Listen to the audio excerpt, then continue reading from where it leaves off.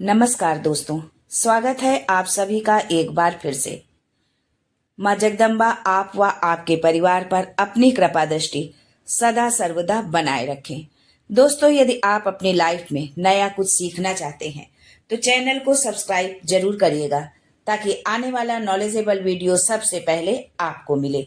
दोस्तों, वर्ष में 16 दिन हमारे पितरों को समर्पित होते हैं और इस समय हम अपने पितरों की शांति के लिए और अपने घर परिवार व स्वयं के कल्याण के लिए दान, पुण्य, कथा, भागवत जैसे अनेकों सत्कर्म करते हैं। दोस्तों, पितृपक्ष के समय हम सभी श्राद्ध करते हैं अपने पितरों को, पर जानकारी न होने की वजह से हम भोजन में कुछ भी बना लेते हैं, कुछ भी दान कर देते हैं, जिसके परिणाम स्वरूप हमें कष्ट भोगना पड़ता है और हमारे पितृदेव रुष्ट हो जाते हैं। दोस्तों, आज के वीडियो में हम गरुड़ पुराण व वायु पुराण में वर्णित जानकारी आप लोगों को देंगे कि पितृपक्ष में भोजन में आप क्या बनाएं और क्या न बनाएं। आगे बढ़ने से पहले आपसे रिक्वेस्ट करती हूं कि वीडियो को लाइक करिएगा, दोस्तों को शेयर कर दीजिएगा और अगर आपने अभी तक चैनल को सब्सक्राइब नहीं किया है तो चैनल को सब्सक्राइब करके बेल आइकन जरूर दबाइएगा। दोस्तों, श्राद्ध पक्ष में अपने पितरों को प्रसन्न करने के लिए भोजन में हम क्या बनाएं और क्या ना बनाएं। वैसे भोजन में हम जिसका श्राद्ध करते हैं उसके पसंद की चीजें बनाते हैं, पर कुछ ऐसी भी चीजें हम बना देते हैं जो हमें नहीं बनानी चाहिए और जिसके परिणाम स्वरूप हमें जो है बहुत ही हमारे जीवन में दुख तकलीफ आती है और तरह तरह के कष्ट जीवन में हमारे आते हैं। हमारे घर परिवार में, हमारे बच्चों के साथ में, हमारे पति के साथ में अनेकों तरह की घटनाएं इस तरह की घटने लगती हैं, जिसका कारण भी हमें नहीं पता होता, क्योंकि जो हमने किया है वो हम अनजाने में कर देते हैं। इसलिए ये भूल अगर आपने अभी तक की है तो अब आगे आप इस भूल को न दोहराएं, इसलिए वीडियो को पूरा अंत तक जरूर देखिएगा। दोस्तों, श्राद्ध की दो प्रक्रिया होती है, एक होता है पिंडदान और दूसरा होता है ब्राह्मण भोजन।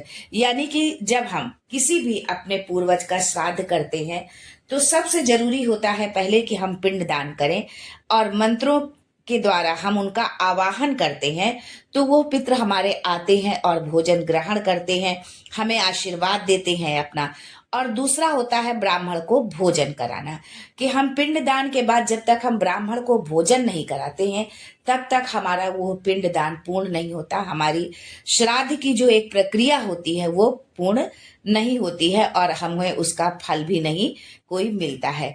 मृत्यु के बाद जो लोग देवलोक या पितृलोक में पहुंचते हैं जो है वो मंत्रों के द्वारा बुलाए जाने पर वो तत्क्षण उस लोक में श्राद्ध देश स्थान पर आ जाते हैं। यानी कि जब हम पिंडदान करते हैं और मंत्रों का हम उच्चारण करते हैं तो उन मंत्रों के से हम अपने जो है पूर्वजों को, पितरों को हम बुलाते हैं, तो वो उसी क्षण जो है जहां पर हम श्राद्ध कर रहे हैं, जिस जगह पर है, जिस स्थान पर है, जिस गांव पर है, जिस देश में है, जहां पर भी हम उपस्थित है उस स्थान पर वो जो है उसी क्षण जो है वो उपस्थित हो जाते हैं। क्योंकि वो जो है मन, जैसे मन की गति होती है, मन का वेग होता है, उस वेग के अनुरूप जो है वो चलते हैं। निमंत्रित ब्राह्मण के माध्यम से वो भोजन कर लेते हैं। जिन ब्राह्मणों को हम भोजन कराते हैं उनके माध्यम से ही वो उस भोजन को ग्रहण करते हैं।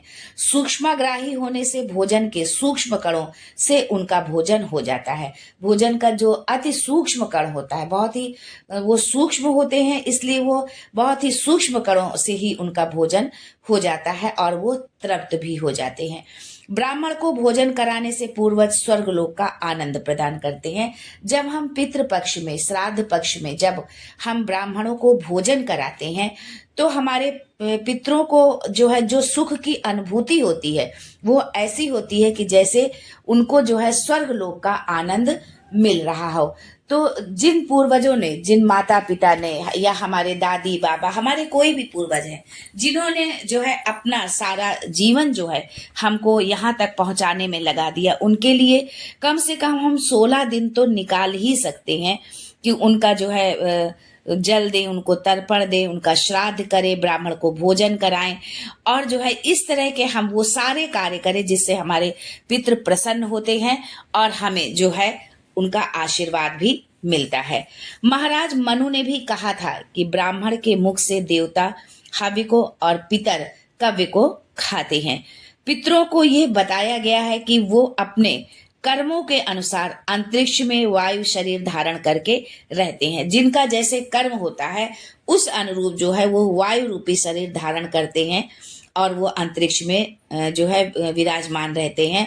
अंतरिक्ष में रहने वाले इन पितरों को श्राद्ध पक्ष आ गया है, इस बात का उनको बहुत इंतजार रहता है। मतलब उनको पूरे वर्ष भर इंतजार रहता है इन 16 दिनों का कि कब वो पितृपक्ष के दिन आएंगे और कब जो है हमारे परिवार के लोग जो है, हमारे बच्चे, हमारे पोते हमको जो है याद करेंगे, हमको भोजन कराएंगे। इस बात का उन्हें जो है बहुत ही बेसब्री से उनको इस बात का इंतजार रहता है। ये सुनकर के वो परिवार के इधर उधर घूमते हुआ मंडल यानी कि जब ये पितृ पक्ष आते हैं, श्राद्ध पक्ष आते हैं, तो वो अपने घर परिवार के इधर उधर ही मंडराते रहते हैं कि जो है हमको ये जरूर याद करेंगे। इसलिए दोस्तों, पितृ पक्ष में जो भी आपसे बन पड़ता है आप ब्राह्मण को भोजन अवश्य कराएं। और यदि आप ब्राह्मण को भोजन करा सकने में सक्षम नहीं है, समर्थ नहीं है, तो आप जो है उनको एक जो है अन्न दान उनको जरूर करें कि भोजन की सामग्री जो आप खिलाना उनको चाहते थे उसमें से जो भी सामग्री आपसे बन पड़ती है वो उनको आप जरूर दान करें। जो है आकाश मार्गी होते हुए भी पितरों की गति मन की गति की तरह होती है। आकाश मार्ग में ये रहते जरूर है लेकिन इनकी जो गति है मन की तरह गतिमान होते हैं। स्मरण मात्र से कि जब हम इनको याद करते हैं, स्मरण मात्र से ही ये श्राद्ध जहां हम कर रहे होते हैं, जिस घर में, जिस स्थान पर, जिस गांव शहर में, जिस देश में, वहां पर ये हमारे स्मरण करने मात्र से ही उपस्थित हो जाते हैं और ब्राह्मणों के साथ भोजन करके वो तृप्त हो जाते हैं। इनको जो है सब लोग इसलिए नहीं देख पाते हैं क्योंकि इनका शरीर जो है हवा की तरह होता है।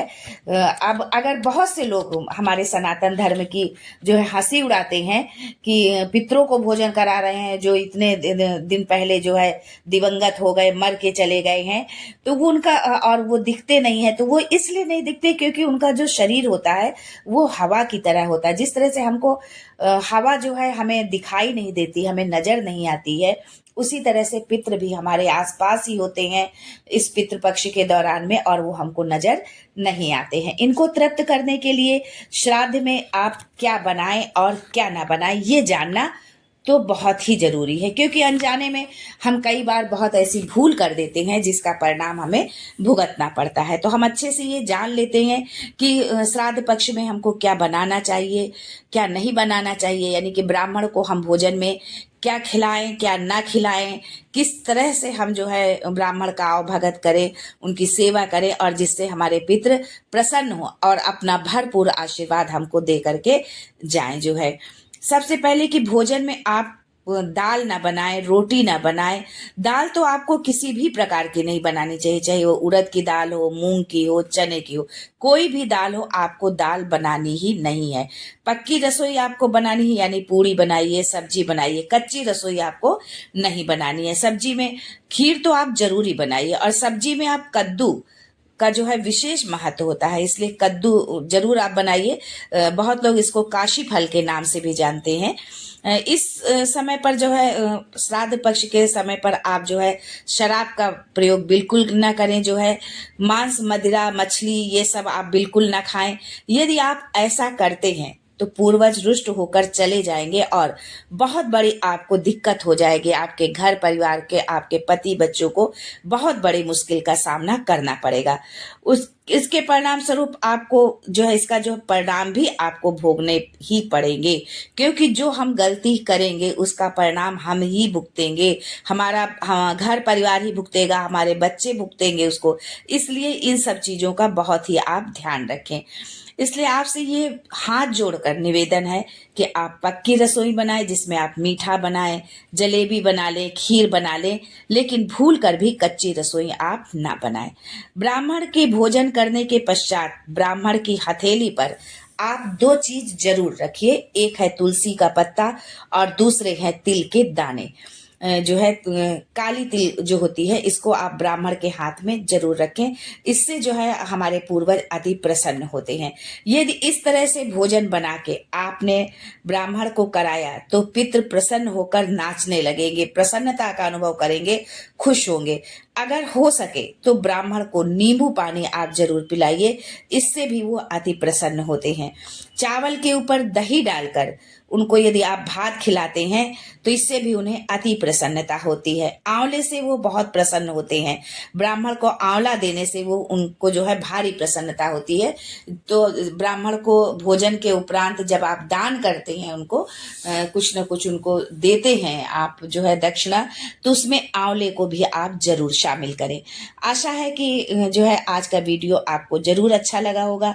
आप वीडियो आगे भेजना बिल्कुल भी ना भूलें। श्राद्ध पक्ष चल रहा है दोस्तों, आपके छोटे प्रयास के द्वारा यदि किसी ने श्राद्ध करके अपने पूर्वजों को तृप्त कर दिया तो एक बहुत बड़ा पुण्य आपकी झोली में भी होगा। इसलिए वीडियो को भेजना बिल्कुल भी ना भूलें।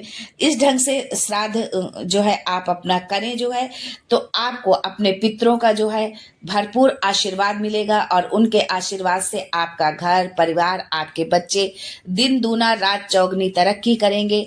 घर में खुशहाली होगी, शांति होगी, आपस में परिवार में प्रेम स्नेह होगा और पितरों का भरपूर स्नेह मिलेगा, भरपूर उनका आशीर्वाद मिलेगा।